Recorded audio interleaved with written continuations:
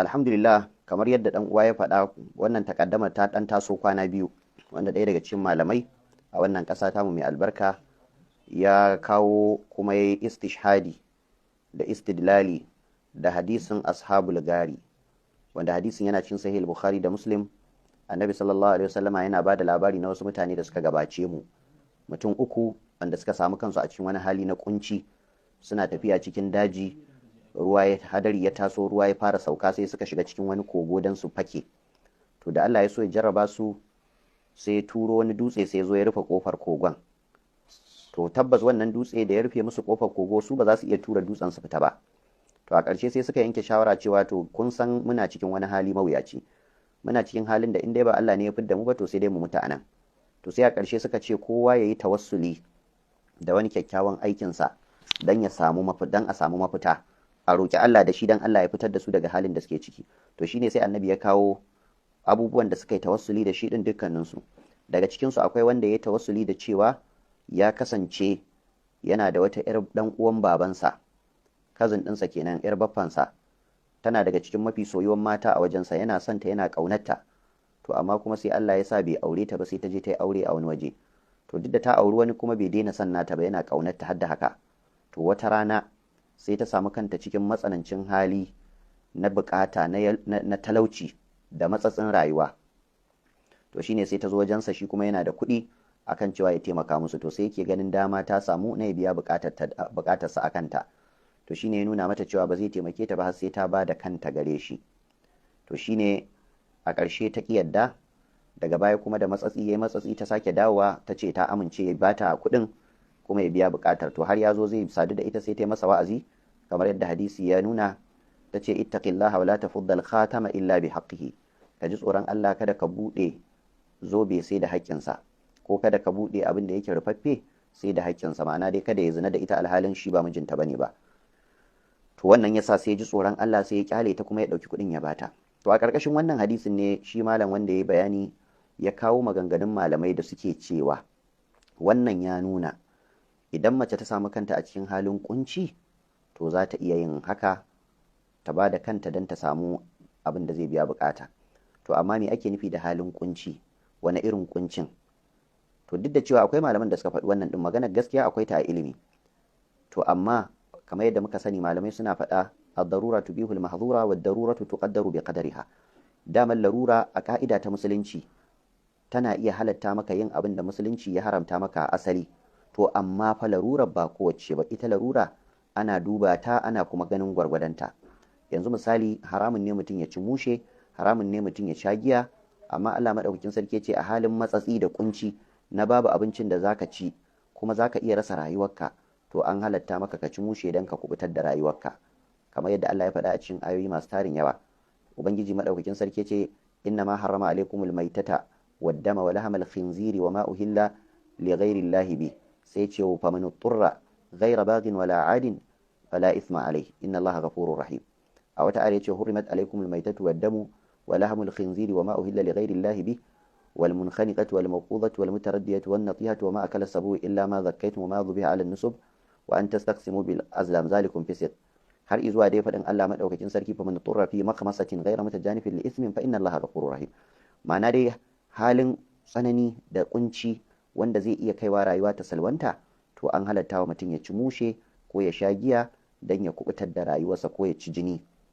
To irin wannan ka'ida Allah madaukakin sarki ya faɗe ta, kuma ta zamo ka'ida a wajen malamai na duk wanda ransa zai iya salwanta, to yakan iya aikata wani abin da yake na haramun don ya kubutar da rayuwarsa, wanda wannan yana nuna mana irin muhimmancin da musulunci ya ba wa rai da kuma yadda musulunci yake tsaron rawukan mutane.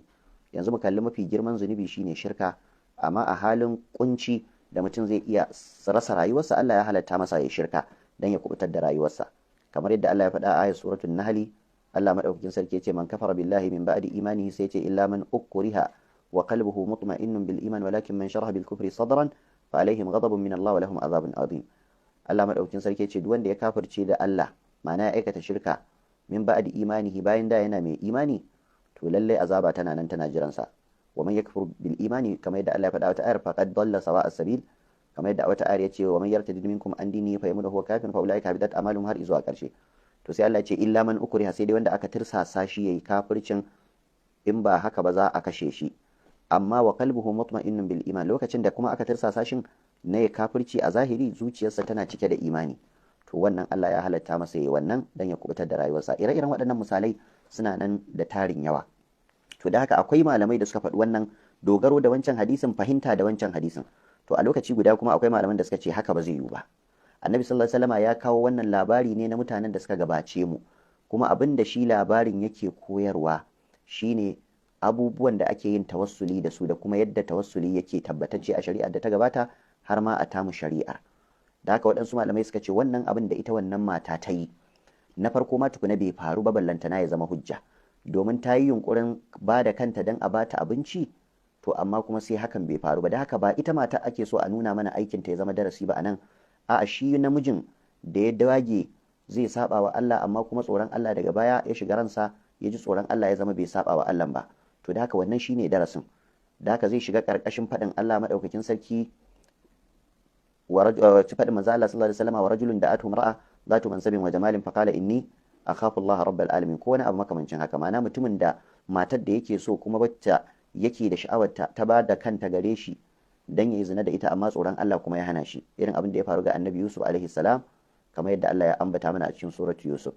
To da haka waɗansu malamai suna ganin cewa tsoron Allah shine yake ba da mafita daga dukkan wani kunci na rayuwa. Da haka suka ce ba yadda za a yi mace ta zama ta samu kanta a halin yunwa kuma yunwar ta halatta mata ta yi zina. Suka ce sai dai ta je ta nemi dukkanin aikin da za ta yi wanda za ta samu mafita ta wannan hanyar.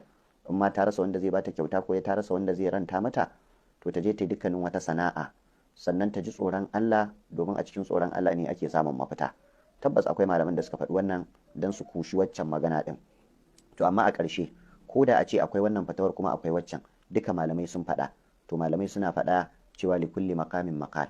Annabi sallallahu alaihi wasallam ya gaya wa sahabbansa wannan magana a lokacin da ya san suna da tsoron Allah da yawan su 99.9 nasu ba za su aikata alfasha ba don su ci abinci.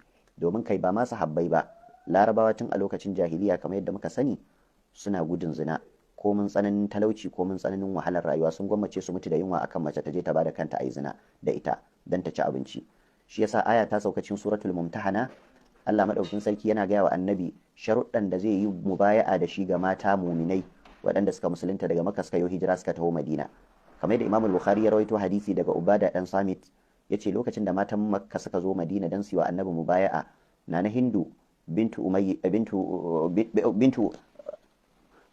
Umayya ko wani abu makamancin haka dai, Hindu matar Abu Sufyan, ita ce shugaban matan Makka a wannan lokaci da ta jagorance su. Da suka zo annabi yana karanta musu ya ayyuhan nabiyyu idza ja'aka almu'minatu yubayyi'unaka ala an la yushrikna billahi shay'an wa la yasriqna wa la yaznina wa la yaqtulna awladahunna har izuwa karshe.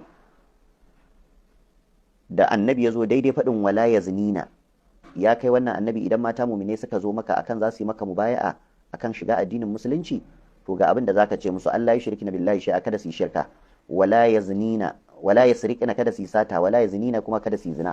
To na Hindu da aka zo kan kada su yi zina, da duk tana amsawa tana ba za mu yi ba. Da aka zo kada su yi zina sai ta janye, sai ta ce a wata zinil hurra, yo daman yar halak tana zina ne. Ma'ana ko a lokacin jahiliya su mata yan halak ba sa zina, duk wahala, to ballantana kuma a musulunci. Shi yasa laraba suna da wani karin magana da suke cewa qad taju'ul hurratu wala ta'kulu bisa da yaha wa ta'bar razila.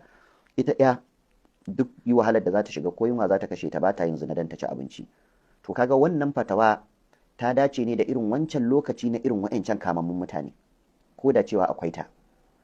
To amma yin irin wannan fatawa a wannan lokaci, to gaskiya wannan abu ne wanda ko da akwai shi a ilimi, to barnar da zai yi yafi gyaran da zai kawo. Saboda mun sani mutanen wannan zamani imanin su ba irin wancan bane. Sannan ma tukuna, shin wahala irin waccan din ana iya samunta a yanzu din? A ce mace musulma ta buga ta rasa duk abin da za ta ci, ko na ta hanyar bashi ko ta hanyar aikin da za ta yi, ko ta hanyar ma mushe ne ta samu ta ci har sai ta je ta yi zina? To ya kamata dai kamar yadda malamai suke faɗa, li kulli maqamin maqal, kowace magana akwai inda ya dace da ita kuma akwai inda ake yin ta. Annabi sallallahu alaihi wasallama yakan ki yin wata fatawa a wani lokaci in ya san fatawar za ta zama fitina ga al'ummarsa. Yanzu misali a hadisin Huzaifa dan Yaman da Annabi sallallahu alaihi wasallama yake faɗar falalan la ilaha illallah, Annabi ya ce duk wanda ya ce la ilaha illallah zai shiga aljanna. to sai Huzaifa dan Yaman ya ce da Annabi sallallahu alaihi wasallama afala ubashshira bihin nas, yanzu ba na je in gaya wa mutane ba wannan? Sai Annabi ya ce la tubashshirhum fayattakilu, kada ka gaya musu sai su miƙe kafa su shantake su kin sauran ayyukan alkhairi su takaita da kawai sun yi kalmar shahada da imanin su da tauhidin su. To kaga wannan yake nuna maka cewa akwai fatawar da koda a ce daidai ce amma a wani lokacin bata dace da lokacin ba. Shi yasa Huzaifa ibn al-Yaman ya rayu tsawon rayuwarsa bai faɗi wannan magana ba da Annabi ya gaya masa cewa duk wanda ya ce la ilaha illallah wa kafar bima yubadu min dunillah, kuma ya kafirce duk abin da ake bauta kuma bayan Allah zai shiga aljanna. Sai Huzaifa bai faɗa ba, sai a ƙarshen rayuwarsa dan tsoron kada ya mutu yana mai ɓoye ilimi Allah ya tambaye shi da wannan shine sai ya faɗa. So da haka dai ina fatan ɗaliban ilimi za su fahimci ina na dosa. Fatawoyin duka guda biyu malamai sun faɗe su, amma dai akwai lokacin da kowace fatawa ta dace da shi. Shi yasa zamu ga har a Qur'ani akwai surorin Makka akwai surorin Madina. Akwai abubuwan da Allah bai faɗe su a Makka ba sai da aka je Madina ya faɗa. Akwai abubuwan da Allah madaukakin sarki tun a Makka ya faɗe su kafin a je Madina. To da haka wannan yake nuna maka kowace fatawa akwai lokacin da ta dace, akwai yanayin da ta dace, akwai irin mutanen da ta dace da su, kuma akwai garin da ta dace da shi. Allah madaukakin sarki ya samu dace.